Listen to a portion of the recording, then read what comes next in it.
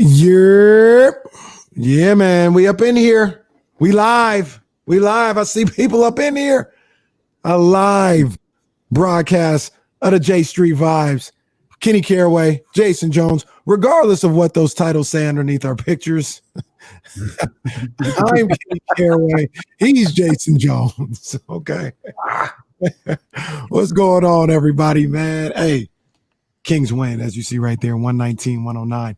And that's what we're in here talking about here on the J Street Vibes. Appreciate everybody tapping in for this live broadcast. Jason, what's going on with you, man? Nothing much. Kings beat a bad team. I think we're slowly getting past them days of, oh my God, this might be a tough one. They might overlook somebody. Yeah, right. And with You got a guy. the ironic thing about that, Jason, is when they weren't no good, they were in danger of overlooking somebody. Now that they're good, you don't overlook nobody. That was one of the funniest things about them. It'd be like, you guys are like in 14th place in the West. They're like, yeah, we were overlooking that team. Where they are now, when you got two guys and get you 30 in the same game, generally that'll be enough to put away a team like the San Antonio Spurs. Yeah. Well, they handle business. Like I said, 119-109.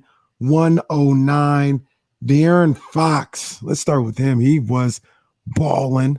31 points, 10 assists. Jason, I was talking about it with Damian a little bit after the game, and everybody that was listening there. He's just so in control of his game right now. He gets wherever he wants. He seems to always know what he wants to do out there, whether it's, he's seeing the floor, making the pass that he needs to make. If he wants to get a shot off, he gets whatever shot off that he wants to get.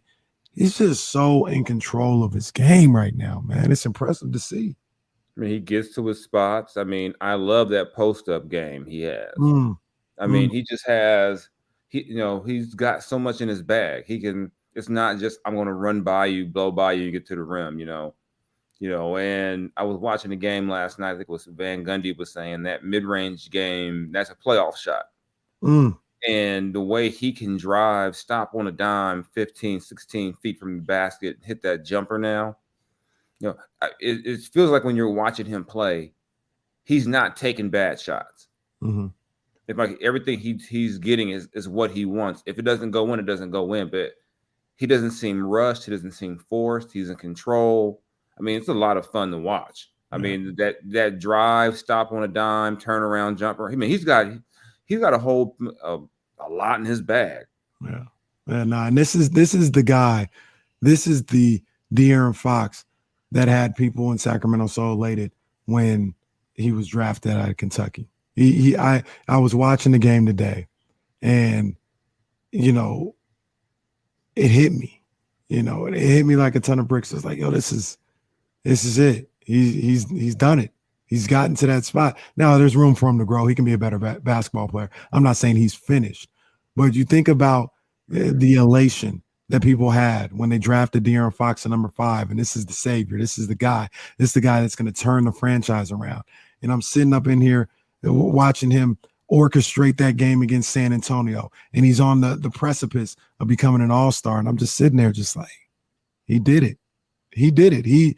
He's about everything that we hoped he would be when they drafted him. I'm happy to see it, man. He's everything Vlade told me he would be now. And it's just crazy the way this business works. Usually the coach, and anytime that the front office to get you first isn't there when it all comes together. And I had a coach, it might have been actually the late Paul Westphal told me this years ago. He said, you know what? If a guy like a Tyrese Evans or these young guys become a star, or even a DeMarcus, I won't be their coach. They'll fire me by then. When it's just, we've seen De'Aaron go through the multiple coaches, multiple front offices, and it's happening. Like, I mean, this is the guy Vlade told me he would be. And Vlade believed at his core, this is what De'Aaron was going to be. And some of the moves he tried to do was to try to force that to happen a little faster. Let me go try to get a Patrick Beverley to put behind De'Aaron, to push him a little, try to accelerate the process. And it's happened when it happened. And now you got an all-star. I'd be shocked if he's not an all-star. I'd be shocked. Yeah. I agree. And then you got the Rob W in the chat. He says it. Hey, he's still only 25 years old, man. we talking like he's a grizzled veteran, of 28, 29 years old. He's still only 25 years old. That's why I said I think there's still, another level to his game that he can improve on. I mean, you always look at his shot, from distance. It seems like he's got it down automatic from the mid-range, but from distance, I don't know, maybe he can improve on that later in his career, or next year, or whatever the case may be. But having a feel for the game, changing speeds, being able to perfect a mid-range shot. He's 80+% from the free throw line. Jason, as long as we've been doing our podcast between Throne Room and J Street 5, how many times have I slammed my hand on the table and just been baffled at the fact that you've got to shoot at least 80%. And now he's up there like damn Mark Price at the free throw line. Yeah, we were asking for 70% at one point. Yeah. Like, if he can just get above 70, we can live with that. I mean, he is, and a lot of it is he seems so much older because just the way the whole social media and the media circuit works. You've been hearing about De'Aaron since he's probably about 14, 15 years old. Yeah. And yeah, so it feels like he's old, and you realize he's not that old. He's not old. Mm-mm. Jimmy always say a guy doesn't hit his prime till about 27. Yeah. And if he's on that arc, the Kings should be very happy about what they've got with him. Absolutely. And because even when he was struggling last year, I told everybody, relax, calm down. He'll be all right. He's smart. He'll figure this out. Mm-hmm. Yeah. So I think you're seeing all that happen now. And another thing that I like about De'Aaron and what's happened this year is, and I'm not here to disparage any other year or whatever, I don't think he came in ready to play last year. That's just my opinion. But that's neither here nor there. What I do know is he worked his ass off this summer, whether, it's just being in the gym, taking the coach on the honeymoon with him, cutting the honeymoon short. You see it in his body. You see it in his game. I say this all the time, Jason. Deal with these kids and all these other people. Hey, you can tell me whatever you want. When I sit up there and ask you, you've been working on your game? You can tell me whatever you want. Yeah, man. I've been working on my game. I've been working on my game. You can say whatever. I'll know when I see you on the court. And De'Aaron could have said whatever if somebody asked him if he was working on his game this past summer. We were going to know when he stepped on the court. And the proof is in the pudding. He put in the work. Like I said, he worked his ass off this summer to get to this point. I was going to say they used to pray for times like this, but we're still not using that right now. Hey, by the way, I got you some hot sauce if you want it. Yeah. Come on, what the hell are you doing? What the hell are you doing? The Jalen Hurts hot sauce, man. Oh, man. Where did you even get that? Where the hell did you even get that? Come on, man. This guy, see, y'all don't know because y'all don't see the live recording. This is what I got to deal with this dude from football season, man. I always got to deal with this nonsense. I mean, I just ordered a bottle of hot sauce and it showed up with Jalen Hurts on it. I was like, wow, it's interesting. Like, wow, hey. Completely. He was from Texas, but I got some Louisiana hot sauce with Jalen Hurts on it. But hey. Completely. But I will say, back to De'Aaron. I just had to do that because I'm completely. I'm a jackass. I know. At least you're not Michael Parsons. He's like, hey, go win one for our division. Get somebody take this guy's phone away from him. He's had about 3 or 4 take his phone in the last month or so. Just Micah, just stop. yeah. I can't, whatever. But yeah, back to De'Aaron. But De'Aaron Fox, man, he put in the work. About the work ethic and everything. Yeah. Even before this season, there were whispers in and out the organization about whether or not just how committed to the work was De'Aaron. Was he a grinder like that? I mean, we all know his wife is a former player. There were people who was like, he working out with his wife. He ain't trying to get better. I mean, I know he had to hear. If I heard the whispers, I know he heard them. People trying to, is he really a leader? He'd rather be, with his girl and, he ain't going to work out with there were a lot of things said about De'Aaron. And all I know is this. If I'm on a honeymoon, I ain't bringing this laptop with me. I ain't working. I'm not cutting it short to get back to do another J Street Vibes because I'm so dead. I'm not rushing back from I'm not talking to my editor if I'm on Greece on a honeymoon. Right. You know, and the thing is too, like I said, he just turned 25. Mm-hmm. I think a lot of times we put these expectations that a guy who's 19 has it all figured out. Mm-hmm. And we use these examples of like guys who were like freaks of nature. LeBron wasn't normal. Right. Kobe was not normal. They are the exception, not the rule. You know, most guys that young aren't that dialed in like that in terms of work, you know, and all those guys are weird. And I think, and I don't say that in any disrespectful way. I'm saying they're the outliers. And I think a lot of times you get a guy in, you forget, you know, and like I said, I remember De'Aaron in the locker room playing like Nintendo Switch. Like playing, you know, it was like, and it, you know, playing like Mario Kart. And it just hit me like, he really is young. Mm-hmm. And it wasn't it wasn't like it wasn't like a bad thing, but it was just a thing to see when you realize he's really like, you know, I remember one time he told me they want me to be a leader, but how do I tell Vince Carter what to do? like, I just got out of college 3 months ago. I'm supposed to go yell at Vince Carter? Right. Right. You know, so we've seen the maturation, we've seen the development, you know, and I always harp on this too. You finally put a team around them. Mm-hmm. You know, it's you know, people, you know, like I said, you look at these outliers and go like, well, LeBron dragged this team or this guy dragged these guys. It's like no, that's not normal. Mm-hmm. You know, you have to put it, you know, if you're going to be committed to the player, put the pieces around. They put pieces around that made sense. Because for years, I'd look at the team and go, this makes no sense. Like, how does this help him? Mm-hmm. And now, you know, you look at the team, this team helps him. Yeah. Yeah, absolutely. The other guy, shout out to De'Aaron Fox, man. The other guy who was balling tonight, it didn't look like he was. I tell the story all the time on the show about when Michael Jordan hit the 6 threes in the first half against Portland in the 92 finals. Mm-hmm. And I think he had 33 points in the first half. Little Kenny Caraway was like sitting in the living room like, yo, he's got 33. He might get 100. He might get 100 tonight. You know what I'm saying? I was feeling that way. Well, look, when Domantas Sabonis had like 15, 16, 17 points with 3 minutes to go in the first quarter, I was like, yo, this might be a 50-point night for Domantas. He was killing, man. He ends up with 34, I was about to say only, but 34 points and 11 rebounds, 15 of 20 from the field. Like, he couldn't be stopped. I was watching the game going. I was like, didn't I just read how Jakob Poeltl is supposed to be this high commodity right now? I'm like, man, he's making him look like barbecue chicken. Like, this is it was just easy. Mm-hmm. Mm-hmm. Yeah, they had no answer for him. They tried to put Zach Collins on him. He was too small down there. He was way too small.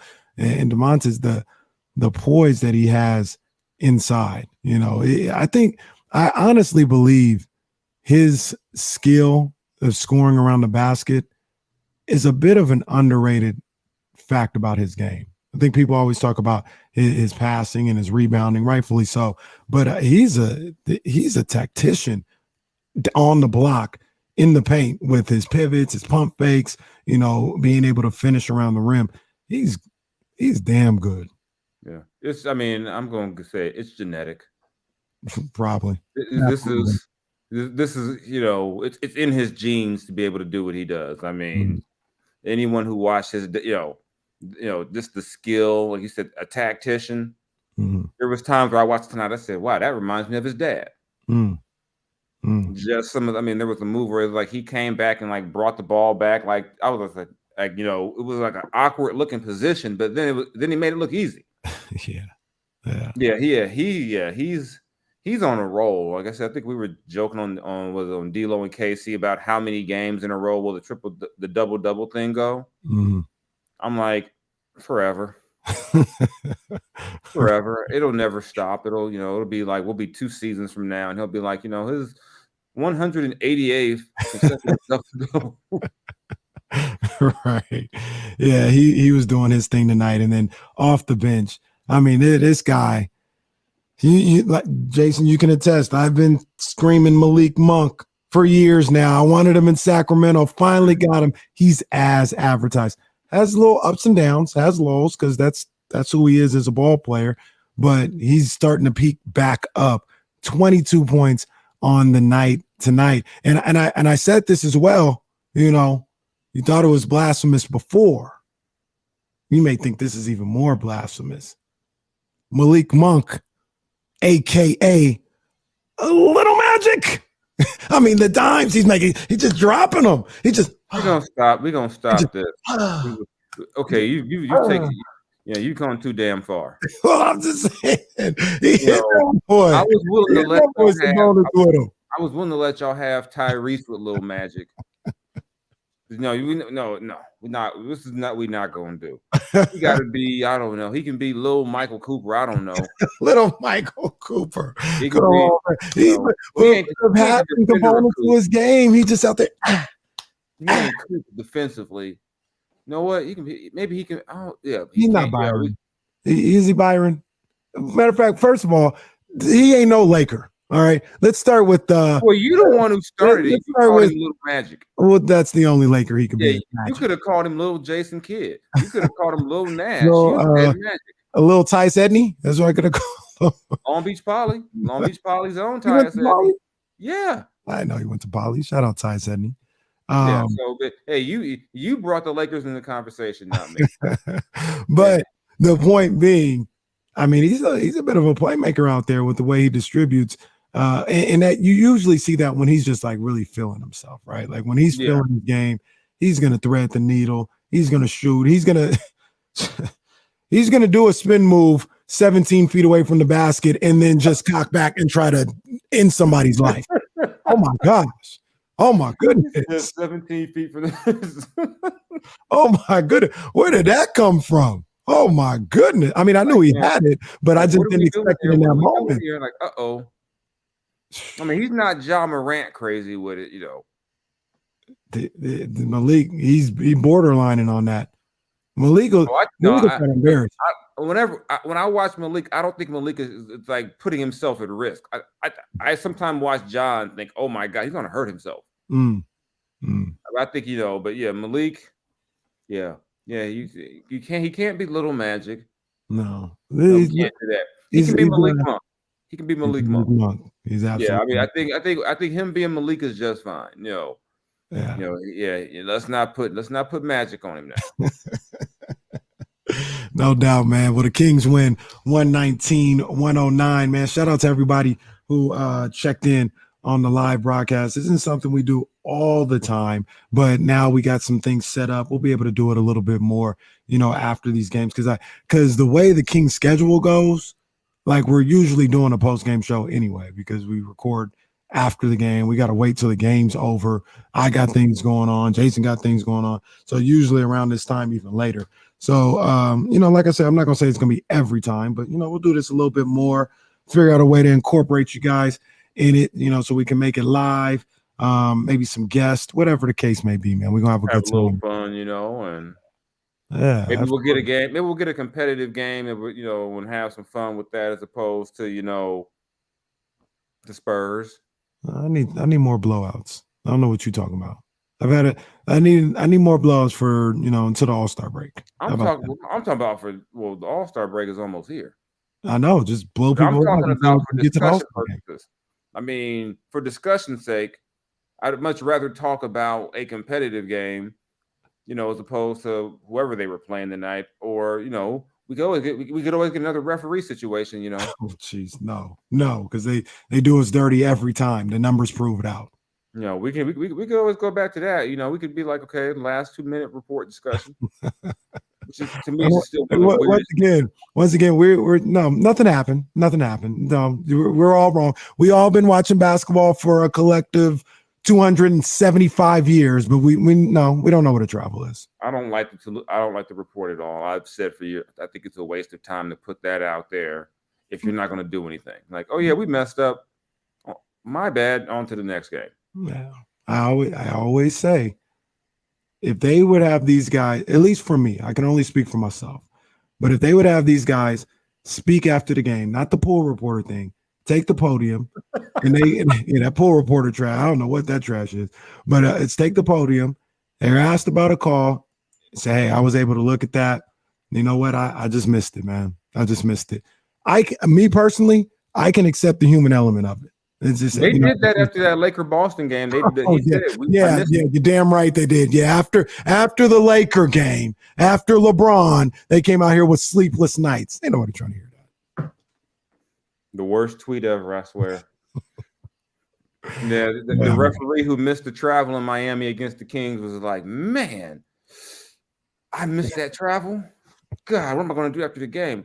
God, I guess I'll go to South Beach and console myself over this. I'm not going to be able to sleep. Man, this dude after he missed Tyler Hero's travel, he woke up the next morning. Best sleep I've gotten in years. I slept like a baby last night. Everything was great. And yeah, good old NBA last 2-minute report. Gotta love it. Yeah, gotta love it or not, man. So, like I said, appreciate you guys for tapping in. There'll be more to this version of the J Street Vibes. Check that out tomorrow morning. And I want to shout out to everybody that was in here. Warren was in here. Michigan Wolverines was in here. We saw Ramsey, Fred Gonzalez, Rob W, RP, Miss Lorraine Fox. Shout out to her. I think you'll be going to Salt Lake City very soon. So Kenneth Kelly. Yeah, absolutely, man. So big ups to everybody that tapped in, man. I saw Jill Adgen here earlier as well. Tyler is in the building. So all you guys, man, we're going to try and do this a little more often, man. So, Kings win 119-109. Y'all be good. I'll wear a Kings hat next time, maybe. Oh, wow. Let's go. They get 2 All-Stars, I might break out a Kings hat. Oh, you getting a Kings jersey? No, I don't have it. No, I have not bought a Kings jersey. I'm saying, are you going to get one? Why?